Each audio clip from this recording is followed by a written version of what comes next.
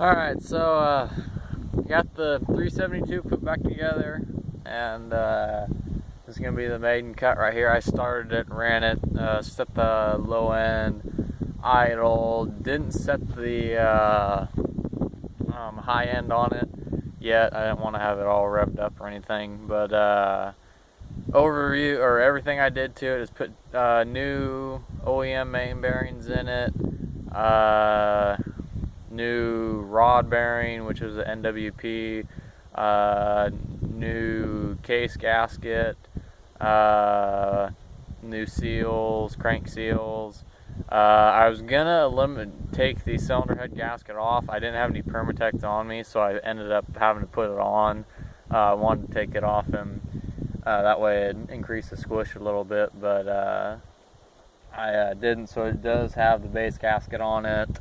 New intake boot, new 50 millimeter by 1.2 thick millimeter NWP rings.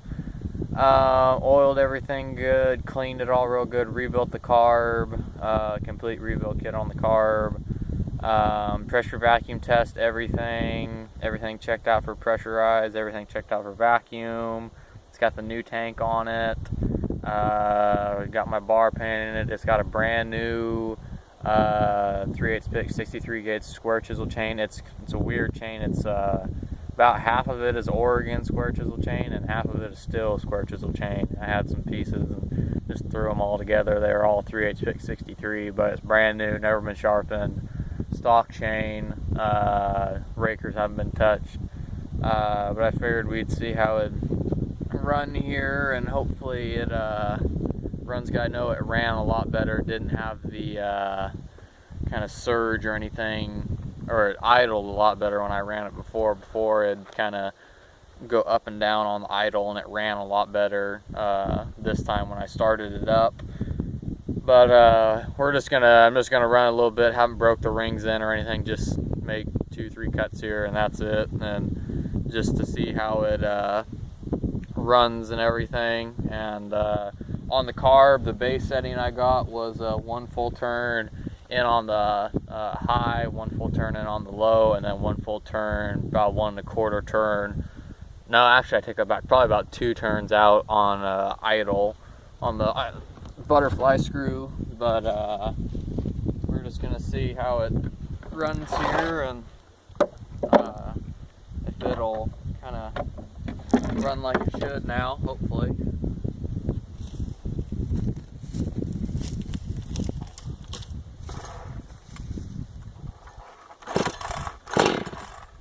Also, I put in a new bushing on the starter housing.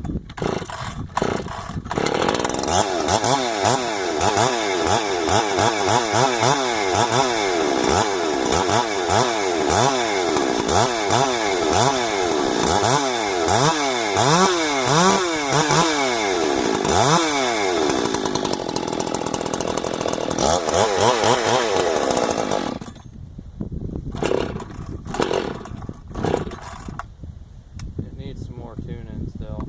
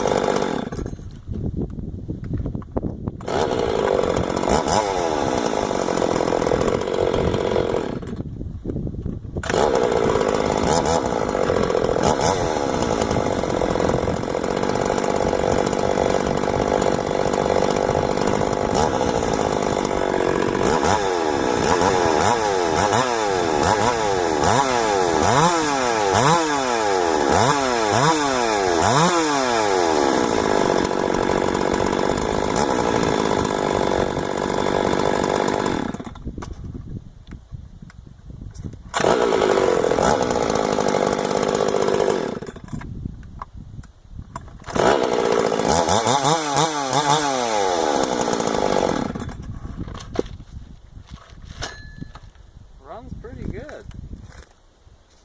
I do notice though it's a little shaky on the bar. It's real shaky for some reason. I don't know.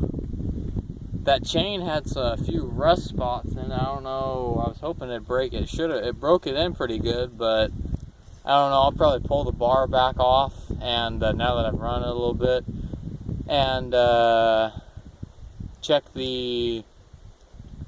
See, I'll probably go into it and check on the. Check if there's any play in the crankshaft. Make sure my bearings seated good and everything.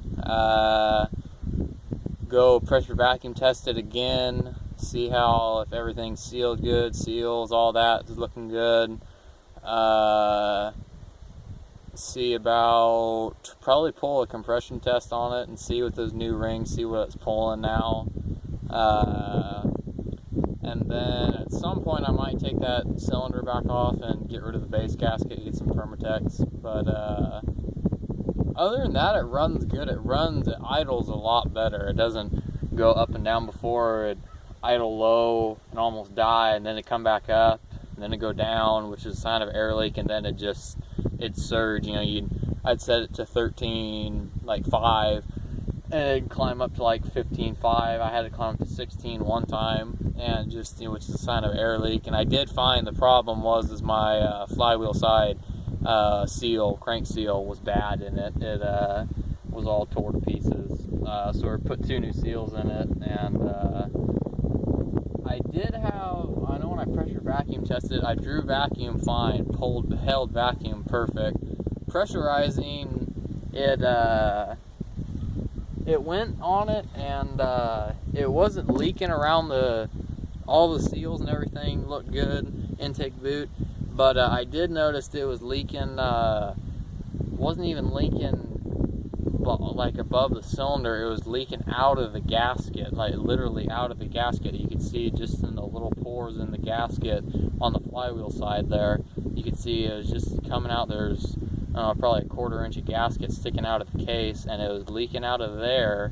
It didn't seem to affect the gauge at all. The gauge would sit up there, let it sit for, ever, and it wouldn't even hardly drop at all. Just maybe a smidge, but I'm going to pressure vacuum test it again and see if maybe it sealed it up after running it a little bit. But no, it runs good, cuts good. That chain cuts pretty good for being a half Oregon, half steel chain, and the bar and works good, but then I'll just kind of see I might have a bar issue or something like that, or might be that chain. I might have the clutch or something like that, and I'll try to find out why it's shaking like that. But so that's it. That's all redone. I had to order some tools, the crankcase tool and everything, and to do the whole thing, it was about I'd say right at about $200 to redo it all. I didn't go OEM with everything, just the main bearings and everything, but it runs a lot better from what I've seen. We'll see when we get it tuned in and broke in real good. I've got about a 4-foot fur that we're gonna cut on once we get this broke in good. That'll be a good test for it. But thanks for watching.